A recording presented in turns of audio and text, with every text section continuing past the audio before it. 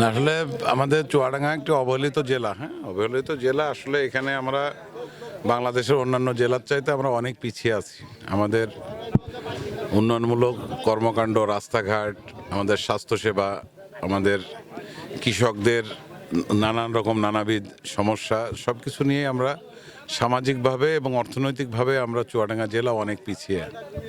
যেমন চুয়াডাঙ্গা সদর হাসপাতালে 250 বেডের অবকাঠামো থাকলেও সেখানে 50 বেড থেকে 100 বেডের হাসপাতাল হিসাবে সমস্ত ওষুধপত্র সেখানে আসে, কিন্তু আমাদের সেই 100 বেডের তুলনায়ও আমাদের যেখানে ডাক্তার সহ বিভিন্ন কর্মকর্তা কর্মচারীরা নাই।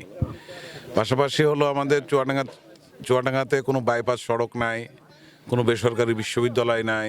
সেসব কিছু মিলিয়ে আমরা আগামীতে এই, যদি আমি সংসদ সদস্য হতে পারি, এই বিষয়গুলোর পরে আমরা দেখব। আমরা এই যে নদী খনন থেকে শুরু করে সার্বিক বিষয়ে আমরা চাহিদা মোতাবেক ক্রমান্বয়ে আমরা আস্তে আস্তে এলাকার সব উন্নয়ন করার জন্য আমরা চেষ্টা করবো ইনশাল্লাহ।